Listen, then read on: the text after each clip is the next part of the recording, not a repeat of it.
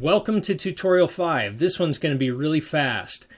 I just want to show you how to save your personal experiences in a way that makes sense. So before I even get into my own experience, which I'll share, I just want to show you, like, when you have an experience in a collection note, you can expand the collection note and select in the categories the item that says personal experience.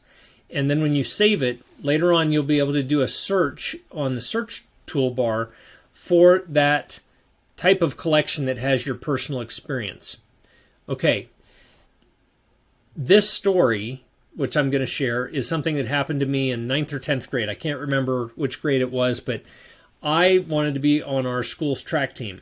And I was a soccer player, and I thought, well, I would like to go try this. And they didn't really have a spot for me, so they said, let's have you try pole vaulting. And that was not going to work because you have to have really good stomach muscles for pole vaulting. Not something that I had, and not something I wanted to put the work into developing.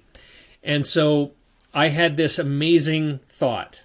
I was like, I totally have faith, and I totally believe in the word of wisdom and live it. Therefore, I can run and not be weary. I should just go out for the cross-country team.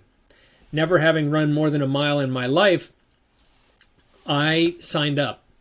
And the first day we went on like a 4-mile run. And I was right there with the rest of the team. I had a couple of friends that were on the team, and they congratulated me at the end of the day. They're like, hey, way to go, Oak. Way to stick with us through this first run. Went home feeling like cloud nine, like, oh my gosh, I'm probably going to take state this year because I lived the word of wisdom.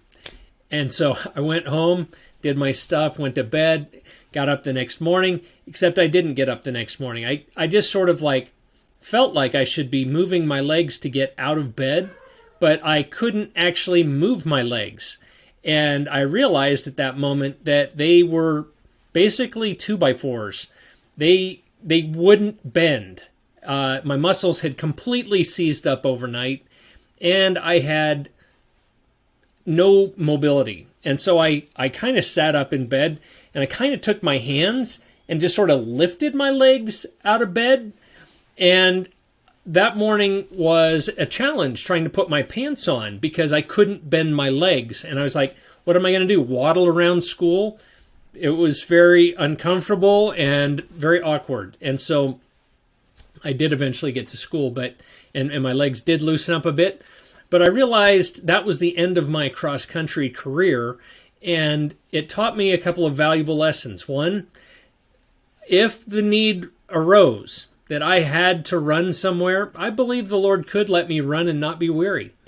But number two, the Lord also expects preparation, and without preparation, we're not going to get very far. And so that was my personal experience with cross-country track. So I put that into scripture notes, and I put it next to this promise in the word of wisdom.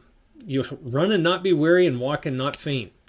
And I thought, well, where else? Are there other scriptures that talk about that? And so I just did a search for a couple of these words, like run and weary, and I found another verse in Isaiah that I added to this collection note. And then I thought this would be a helpful verse for me to remember in section 9, verse 7. Behold, you have not understood. You've supposed I would give it unto you, when you took no thought, save it was to ask me. So I thought that was an appropriate verse as well to add to my experience here. So in doing this, and it's sort of like journaling your own personal experiences into scripture notes and then tying them to the scriptures. And so anytime you are at that scripture, you can then see your collection note that goes along with that particular topic.